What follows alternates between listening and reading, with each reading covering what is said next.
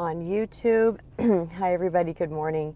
I am here and my dog Wesley is in the back because when I leave the house, he always wants to come with me. So I went and I got myself a little coffee and brought my little boy with me. And as I was driving, I was like, you know what? I'm going to jump live on YouTube because I like to be authentic, and I like you guys to see me in the raw and real and natural form of Kristen Brown, because I feel like that is how we connect, is when we are truly in our authentic selves, in our authentic space. So I am a top mentor over at the Wisdom social audio app, and typically I do a lot of lives over there. It's only audio, but I do that mostly on my morning walks, where I will pop in and I'll go on my walk and I will have an awesome conversation about awesome topics. And on the Wisdom social audio app, you can actually join into my room and you can come up on the stage if you want to. You can send a little request and you can come on up and we can have a conversation. So that's always kind of fun because I get to meet new people. Or you can just listen in. It's not, imperative that you come up. So this morning I thought, though, that, hey, I would like to jump on YouTube because I like to do these lives because I like the interactions. And I love to hear what you guys have to say. I love when you leave me comments and share your experiences with me and tell me what is going on in your own world. So today I want to talk to you guys about what are the traits of a toxic person, how to deal with them. I've dealt with, quite a few toxic people in my life, and I have managed to tame the toxic person. Now, there's a little bit of a difference. Like, there's a fine line between toxic and narcissistic, because narcissistic is truly, that is its own beast, right? That is its own cat. If you've ever dealt with someone who is a narcissist, it's pretty freaking gnarly. And even though there is covert narcissists and overt narcissists. So, but that is, they are toxic people for sure, but not all toxic people are narcissists, because toxic people can be in a range. Okay, so if there's, let's say, 10 toxic traits, they might have 2, but those toxic traits are still incredibly draining and they're causing problems in your life, and you're walking away from them just like, oh my holy bejesus, what I have to deal with that person. So, but narcissists are kind of in a class in their own. So a lot of people, just average people, can have toxic traits because toxicity, sorry, I'm getting texts. Toxicity really comes from a lack of healing within an individual, all right? It has to do with the fact that they've been wounded, and chances are that they have not addressed those wounds. So when those wounds happen, the way the brain formulates those wounds, or how to handle the situations as they come up, are sometimes resulting in toxic behaviors. And I want to share with you guys a list of toxic behaviors that typically have come into place because as a defense mechanism to survive in someone's youth. Now just let that sink in for a minute. These toxic traits have come in as a defense mechanism for someone to survive in their youth, for whatever was going on. And I don't necessarily mean survive like life or death. It just means survive, actually make it through the things that they have gone through in their life.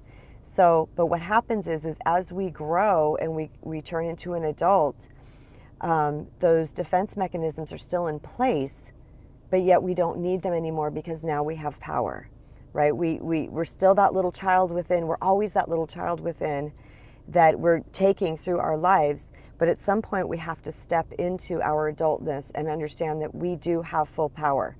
Like, we are no longer at the mercy of what's happening around us, which is the reason why these things happen to us. So this is not condoning or making it okay that anybody has these toxic behaviors on you. That is never my intention. My intention is that the more we can educate ourselves as to what is going on with other people, I feel like the better view that we have, the better perception and vantage point we have, and then when we learn new ways to handle this and how to work on ourselves in order to show up in a way that doesn't feed into that toxicity, the better we are. And for me, that requires a full picture of what's happening. So I have been I'm just going to call it a researcher of human nature my entire life. I don't know why. It's just who I've been, and probably what I came here to do is I just observe people. And not only did I observe people, I really sought to understand, and I may have looked up a few things, but a lot of those understandings came between me and my connection with spirit into the other world, because I would get these downloads about what's happening with people. So there was a mix of intuition and a mix of downloading information that started me to see patterns of behavior within people. And I started to draw these parallels. I'm like, oh, I see what happened here. This happened, which resulted in this wound, and that wound resulted in this behavior over here. And it started to make perfect sense to me. And once things started to make sense to me, not only did I look, understand the world better, but I began to understand myself better. And the only power we ever have is to shift, change, heal, morph, grow, evolve us. And that's something that, man, if I can say it a billion times to y'all, I would love that to sink in, because we so often want to change other people. We want to change them. But the true healing, the true power, where the rubber hits the road in empowerment is when we take full responsibility for our own behavior and we start to shift the way we're showing up. That's why the second portion of this says, and how to deal with them. Because when we understand what we're dealing with, then we start to work on ourselves and how to deal with them, instead of being the victims and being victimized by their repeated toxic behavior that is just, draining the living shit out of us.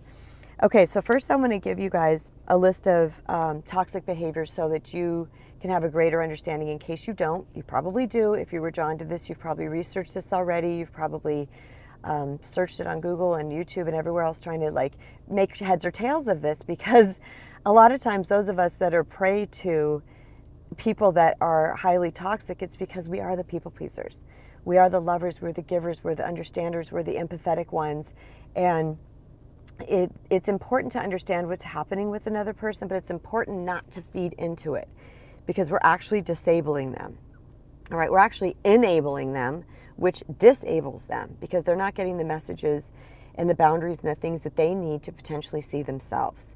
So the first thing is that they can play victim, which means no matter what is happening in their life, poor me, woe is me, the world is out to get me, it's nobody else, it's everybody else's fault, right? They want to blame everybody. They want to blame everybody for all the experiences that they're having, instead of looking within and saying, okay, how did I contribute to this? Or where did I not protect myself? Where did I not stand up for myself? These type of things. They just want to sit in victimhood. Okay, the next thing is that they invalidate our feelings. Okay, a lot of times toxic people will not validate your feelings. You come to them with a feeling and you're like, hey, and you're gentle and you're soft and you're kind, and you're like, hey, I've been kind of feeling some kind of way about this and I want to share it with you. And then they won't validate it. They either turn it around on you and they want to talk about their feelings, and they're like, well, but this is the way I feel about this, right? They just don't sit in the empathy of it. They don't sit in the validation of it. They don't sit in the wanting to truly understand. Because, part of great communication is not just the words we speak, it is in the understanding. When we can really, truly seek to understand, but they're so busy, in their frenzy, in these defense mechanisms, that they don't show up in that way. The next thing is they don't listen. Toxic people that don't listen. This is, you guys are going to love when I say how we're going to deal with this. When I get to that point, these points are going to make sense, but they don't listen. They don't want to listen. They want to make you wrong. They want to turn this around on you. They talk over you consistently. I mean, it's toxic beyond, and then we're not feeling heard, and then sometimes that will spark something inside of us where we feel like now that we need to. Hi, Sandra. Oh, yay. Thank you for chatting. Where are you from, Sandra? I would love to know. I love it when people send stuff in the chat, and if anybody has any questions as I'm going through this, please feel free. I'm not super great on the live here as how it all goes down, so I might have to fumble with some buttons, but definitely here to chat with you guys. I love building community. But they don't listen in all the ways that when somebody doesn't listen, right? They're not tuning in, tapping in. They're not listening to understand. They don't truly want to know what's happening because they're in some sort of defensive stance or whatever it might be, and the need to be right, right? A lot of times toxic people just have to be right. Now they don't know it. They're not walking around saying, I just have to be right. Like, Morocco, right on, girl. Oh, love you. I just bought some Moroccan spices. I got to tell you I can't wait to try it, but that's awesome. Thank you. All right, so, and I appreciate the compliment on the channel. The other thing is they're selfish, right? It's all about me all the time. And that can come out as very aggressive and behavior that really like they're just selfish and they're going to make it about them, and they will be blatant and up front about it. Like, I don't give a shat what you're doing because this is what I want. And they do it at the expense of the well-being of other people in their life. And that's where, because there's a line between being centered in self and being selfish. So you recognize a selfish person because it's going to show up in your body. It's going to show up in your physicality where you're like, you can just feel it. And that's why I talk a lot about energy on here, because I want to help you guys get really in tune with your energy so that you know when other energy is funky. If our energy is off, it's very difficult to discern when other people's energy is off. The next thing is they can't admit their mistakes. Shocker, shocker. They can't, they just want to turn it around on you. They want to gaslight you. They want to blame you. They want to make it all about you. It's your fault. And, there's something in my family that I really had to cultivate in my family, which is we say my bad. And here's why. Because when a person can admit their mistakes quickly, like super fast, like boom, my bad. Because guess what, you guys? We do know. We know when we're making mistakes because we're a spirit, we're a soul. We have this inner truth teller inside of us. But yet, toxic people ignore that, or chances are they're not even in touch with it in the first place. So they just ignore it, and they don't want to see it, and they're not going to admit their mistakes because they need to be right, they need you to be wrong, they need to be the victim, they need to blame, all the things that I've already discussed so far. And that's very difficult to deal with because we have to take ownership of our bad. Oh, I forgot to tell you guys that part. So anyway, I get excited on these lives. We have to take ownership of our bad in order to move forward. And that's the point I was going to make, is that in my family, I really tried to cultivate this practice that when me or anybody else makes some mistakes, the minute someone calls us out and it's like, hey, that's not cool, that we're like, my bad. Yep, my bad. I apologize. Please forgive me. When that has happened, I will tell you guys that 100% of the time that happens, it diffuses. It's like someone pops a balloon because there's no argument, right? But what happens when somebody doesn't admit their mistakes? There's an argument because that means that you, me, whoever has been wronged.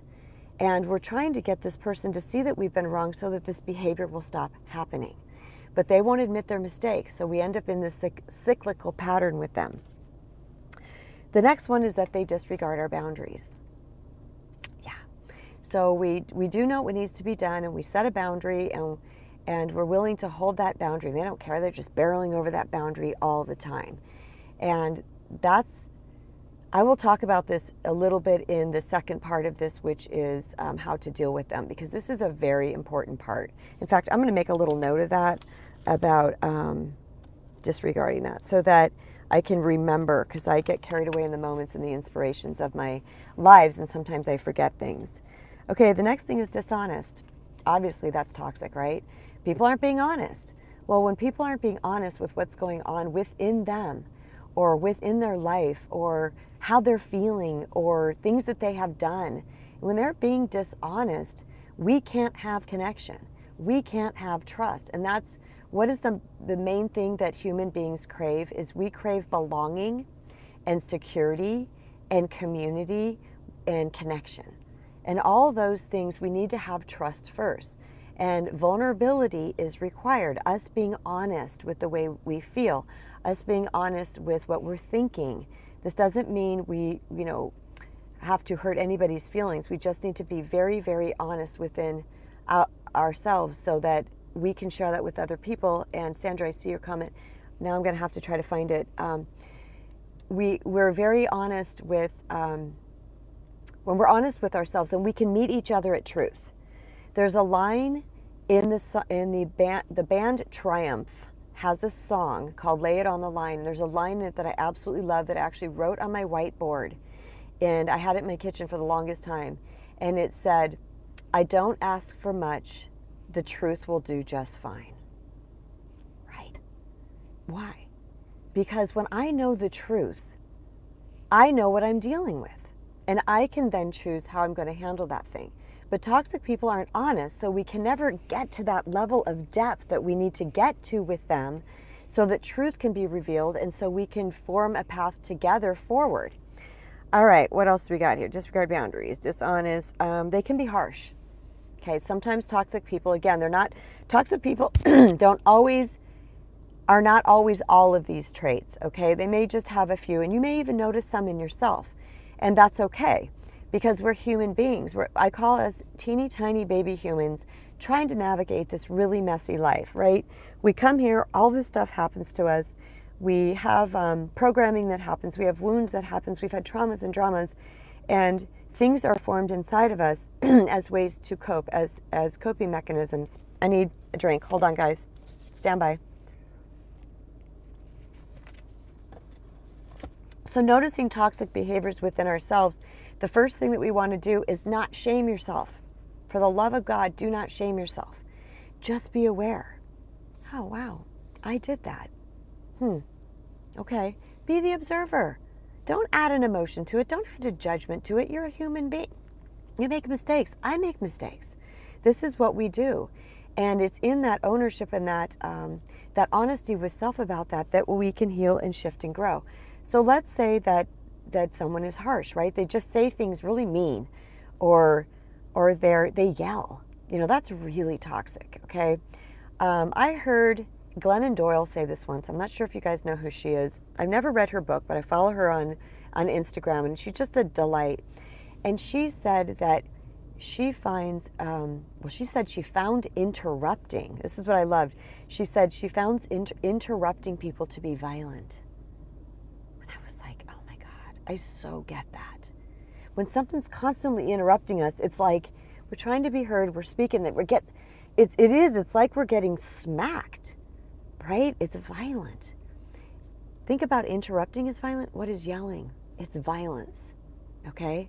I had a father that would yell, and man, I don't deal well with yelling. My little brother talks about this a lot too. He's like, Chris, I can't do it. I mean, people raise their voice to me. He's like, there's no need for that. I'm like, exactly.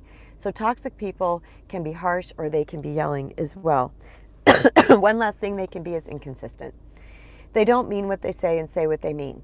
All right. So we're looking for this consistency within this person because we're wanting to have a relationship with them. But yet, again, this goes back to the trust. How can we trust somebody when they're inconsistent, right? Because we're looking for we're looking for a place that we can lay our heart down, and we know that it's going to be cared for. And so they say, yeah, I'm going to do that, and then they don't. And we're like, okay, I trusted that you would, but then you didn't. And this doesn't necessarily mean cheating or really harsh betrayals. It can just be in the small stuff. Showing up when they say they're going to show up. Doing what they say they're going to do. If they say they love you, acting like they love you. If they say they care about your well-being, then caring about your well-being, right? It's one thing to say things. It's a whole different thing to demonstrate those things. So that is what the outline is of toxic behavior. And if you're just joining now, then I recommend that you go back after, because I will save this, go back and listen to the beginning of this. Now I am going to try to see what the comment was. It popped up. You guys, I don't know how to do this. There's a little chat thing here. I'm clicking that. Chat viewing options. Maybe that's what it is. Bear with me, you guys. All messages are visible. All right. Some messages. All right, you guys. I'm so sorry, Sandra. Your question went away. If you can copy it, paste it again, and post it, I will read it while it's on the screen, because what happens is they pop up and then they're dipping down. Okay, so because I'm on a phone, not a computer, where it's probably to the side, so I would be happy to address your question. In the meantime, I will keep going. So how do we deal with this, you guys, right?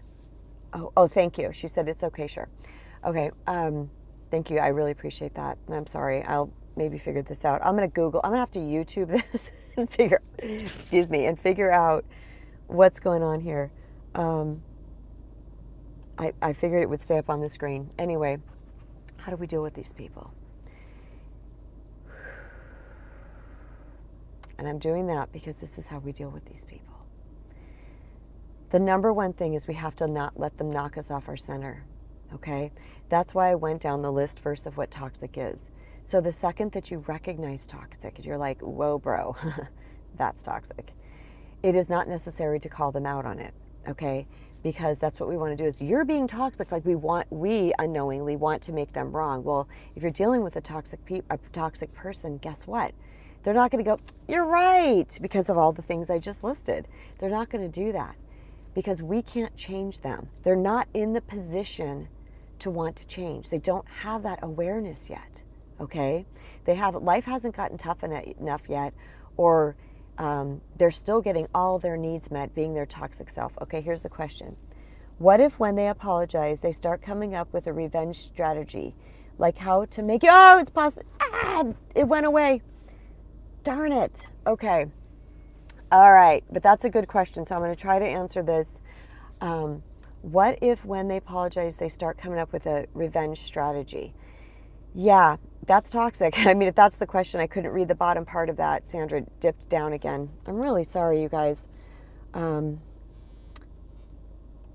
don't, oh, it's here. Okay. I found it. Okay. Like how to make you in the same, okay, it went away again. What the heck? Oh, okay. You guys, bear with me. Like how to make you in the same position so you have to apologize and feel guilty. Oh my gosh. Yeah, okay.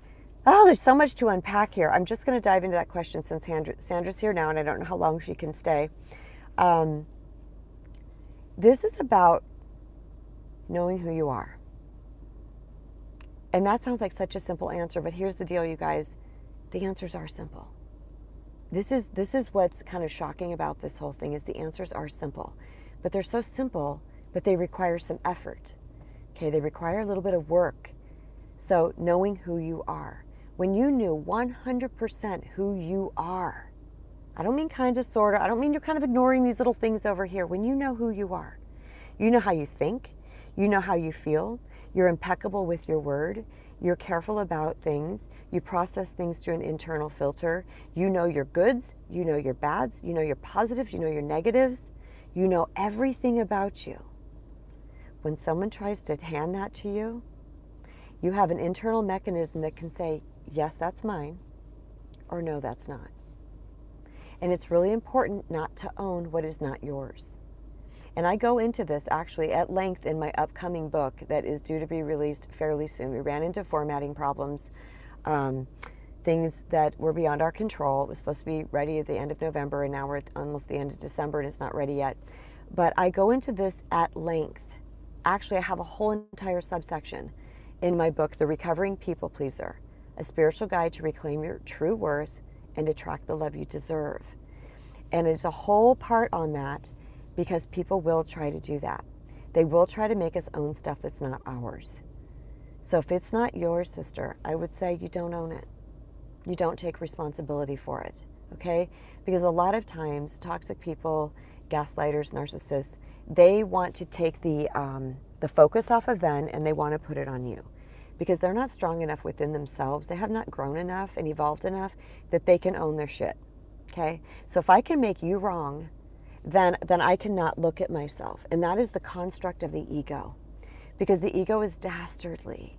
It is a villain. An ego is going to lie to people. And a lot of times the ego is the loudest voice in the head, and that's the voice that people listen to until they get connected with their spirit and their higher self. Okay? And that voice will continually come up for us. Well, people that are toxic and narcissistic, they're hearing that voice all the time, okay? That's the voice they're listening to. So if they can, the ego doesn't want the light. The ego does not want to see that they're wrong, okay? The ego's, no, they're lying to you. It's really them. It's really them. They're the problem, okay? So they're going to start blaming you.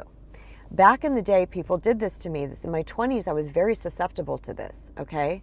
And when people would try to turn things around on me, I'd be like, oh, and I would feel bad, or I would try to own some part of it, or because I was a people pleaser, and I didn't want to be seen in an unfavorable light, so I was taking on things that weren't mine. That's not personal power.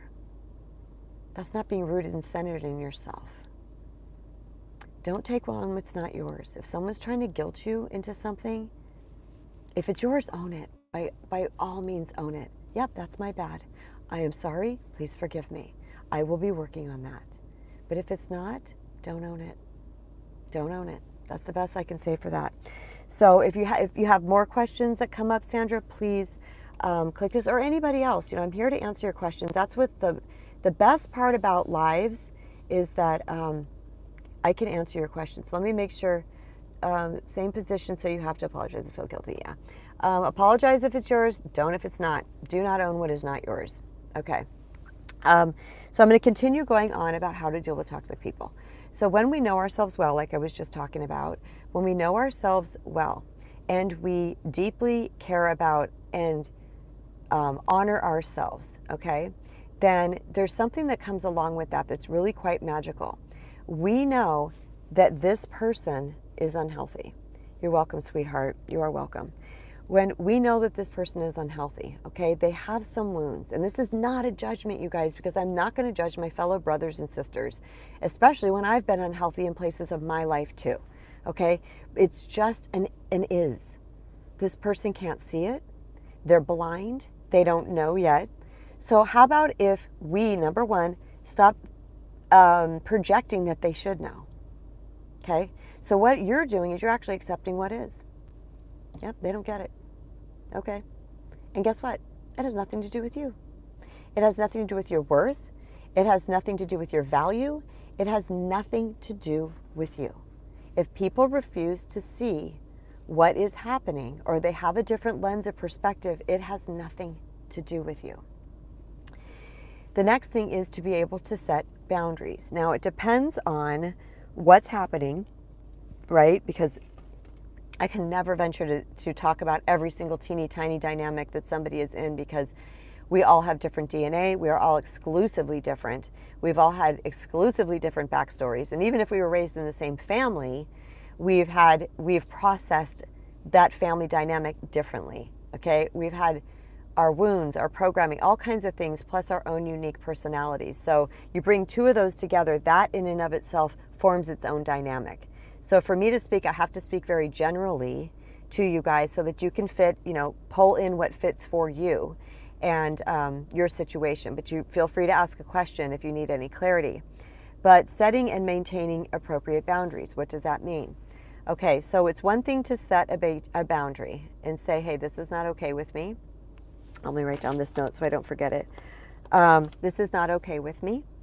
And I am requesting that you don't do that in the future, okay? We got to set boundaries with people when they are doing whatever it is they're doing. But there's a key here. There's a key. We have to follow through on that with action if that person continues to do that thing, all right? And here's the best part, that if you're dealing with someone that just has some toxic behaviors and not actually a narcissist or an off-the-chart narcissist, chances are that your boundary, if this person values you, your boundary is going to give them that heads up into themselves, because guess what your physical, your action boundary is going to be. If they continue that thing over and over again, you got to remove your energy. You have to pull back, all right? And when you remove your energy from them, now they are left without you in their presence. And whatever it was that they were getting from you, whether it was love, attention, approval, hanging out with you, fun, whatever it might be, security, whatever they might, all of a sudden, they're not getting that anymore from you, okay? So they're going to notice that loss in their life, and then they're going to remember what you said about the boundary, and they're going to be like, oh, okay. But remember, a lot of times people's toxic behaviors are on autopilot. So the next time it comes up and you say it again, you're like, okay, I'm gonna hang up now. or I'm going, or you don't continue texting them back, or whatever it is that you do, you pull your energy away from them with calm assertiveness. That is key, okay? With calm assertiveness. When you pull your energy away from them, then they're going to recognize that loss, and then they're going to go, okay. Now, what I have noticed when I have done this with people in my life is that the people that value me, they will get it. They will get it eventually. It may not be the first time, may not be the second time, but people that I love and value and who love and value me back, even though they have some toxic behavior, what will happen is they will start to slow that down. I'll either see this is strange, you guys, but I'll see if I'm in person with them, the look on their face, I can tell they got it. And it's subtle. But at that moment, you know that they're getting it. And then you just wait and you see how they follow through. If they calm down, if they stop doing the thing, if, whatever the list is, if they stop doing that, or at least it gets smaller, that person is starting to heal. But there's some people that we're going to pull ourselves away from, and they're not going to care. They're not going to care because they were in it to take from you. And if they're in it to take from you and you take away that source of what they were getting from you, they don't care about your feelings. They don't care about changing themselves, and they don't care about your boundary. So yes, they will repeatedly push through that boundary. So it's very, very important that we set and maintain. That's the hard part. That was the part that I didn't get for the longest time in my life, because I would set boundaries like crazy. Because people pleasing too is on a spectrum. What that means is that we can be way over the top, really truly disempowered and just being the yes man and saying I'm sorry every 5 minutes and shifting and morphing and trying to adjust to all these other people. Or we can be a little bit more towards the center, which is I know this is wrong. I do speak up about myself, but I can't really hold my boundary. This is why I speak in a lot of times general terms, because we're all at different places on our journey. So recognizing where you are at on your journey and knowing how to what you need. So when I was in my 20s, I was very susceptible, right? And people could talk me into things very easily, and I would take that on to myself, but not anymore. And what I noticed is that the people who left my life because I grew, which I'm going to make a video on this, it's in my queue to record this week, is when people leave your life because you're growing. This is a biggie, and something I won't get into now. But when the people who wanted to stay and truly valued me stay, and the ones who didn't went. So I speak about it like this in my book, The Recovering People Pleaser. I say they will either grow or they will go. Okay, so that's the second thing. The third thing that we want to do when dealing with toxic people is we do not want to add to the frenzy. Okay? When a toxic person is on a roll, it's going to elicit some feelings inside of us. And a lot of times we are going to want to defend. We're going to want to defend ourselves. Now, in the case of physical violence, yes, we need to defend ourselves. And I have zero condoning for any type of physical violence ever. I always say that is a one and done. Get yourself free and clear. If you can, get to a government agency if you need help, anything like that. But now I forgot what I was going to say. Oh gosh, what was it? Darn it. Okay.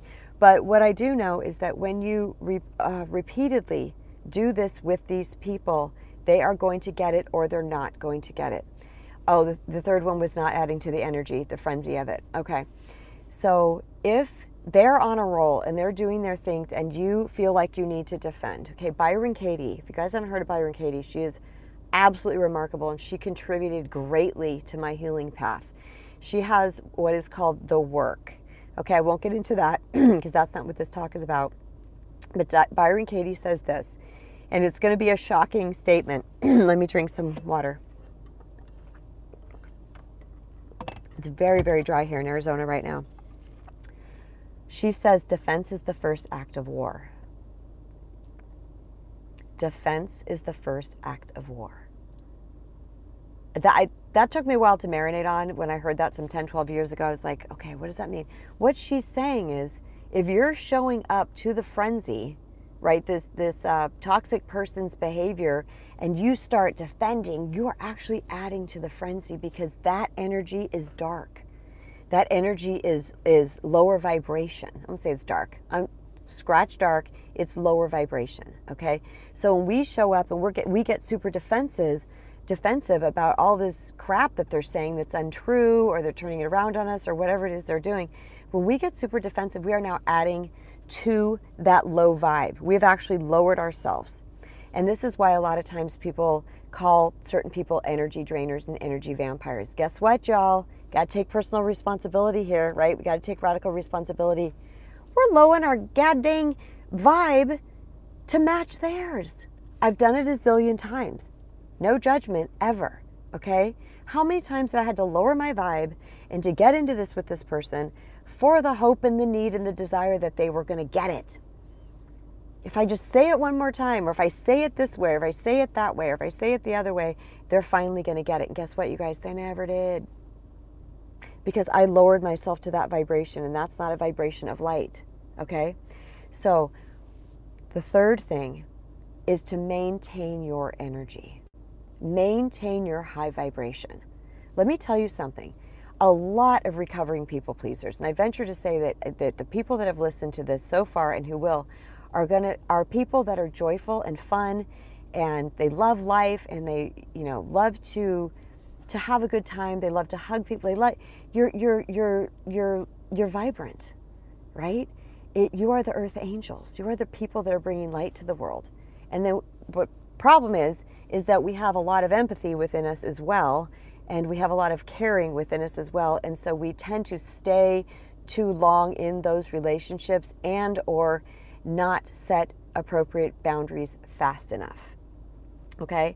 But what happens is, when this happens repeatedly, we're up here and they're up here, and this happens repeatedly, we end up joining them in their low vibration. And that's when we feel drained, okay? So now all of a sudden we're like, God, I'm so drained dealing with that person. Well, you let yourself stay in it. I'm talking to me too, you guys. I'm a recovering people pleaser. Not fully recovered, not one and done, not this is over with. I'm pretty darn good at it now. But this is me too, okay? So I was like, all right, when someone goes sideways at me, when I keep myself in a high vibration, and that's a vibration of love, by the way, and we'll get to that in a minute. When I get myself in that high vibration, and this starts coming at me, I become the observer. I don't have this gnarly feeling that I need to fight and defend, okay? Sometimes I will say, okay, after I hear them out, I'm like, all right, let me hear what you have to say. And then I will say, would you like my perspective? A person who cares is going to want that perspective, okay? They're going to be like, yeah, all right, because you've shown up to them calm and assertive, right? You're just calm. But when you come at them too with that level of vibration, guess what happens? This is how I explain it to people. Picture your toxic person is a scribble on a page. Okay, it's a scribble. All right? That's their behavior. When you join that scribble with a scribble, which means lowering your vibration, can you tell who's right or who's wrong? Try it. Scribble, and then scribble again with the same pen, okay, the same vibration, scribble again, and see if you can tell what was your first scribble and what was your second. You can't. You can't tell the difference because you're joining in that energy.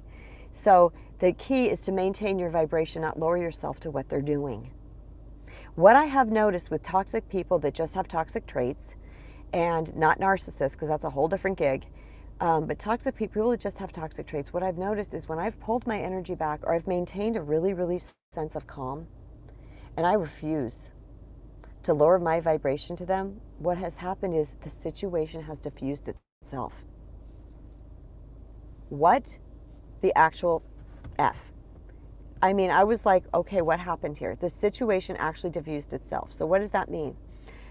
What that means is that because I refused to join into that frenzy, because this person was feeling some kind of way inside, all right? There's a lot of chaos that's going on inside of toxic people. It's important for us to understand there's a lot of chaos.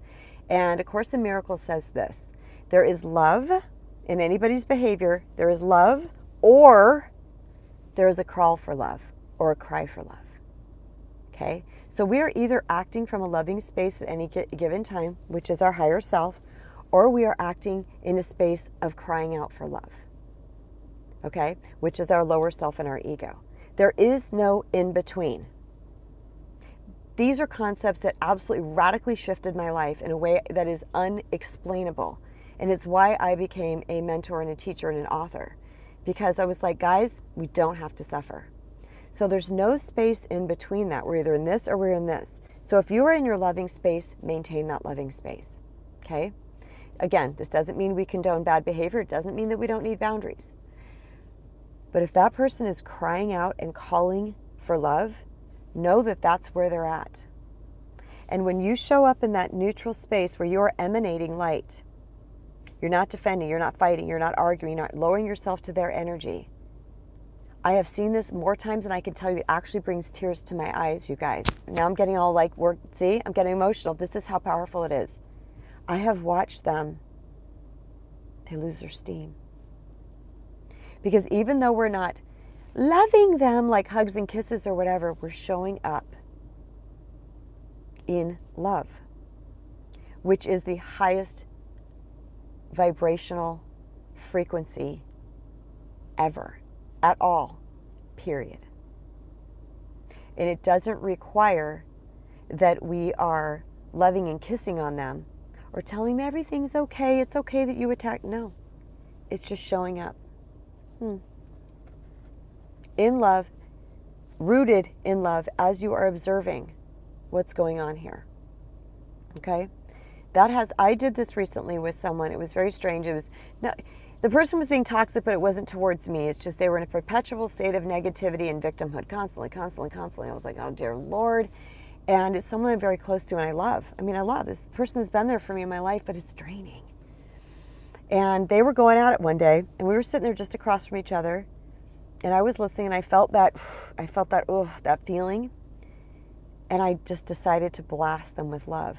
I literally imagined this golden, just vibrant light in my heart center, and I shot it at them, and I encapsulated them in a love bubble. And all I felt in that moment towards them was love. This is what happened. The person who was like on a roll,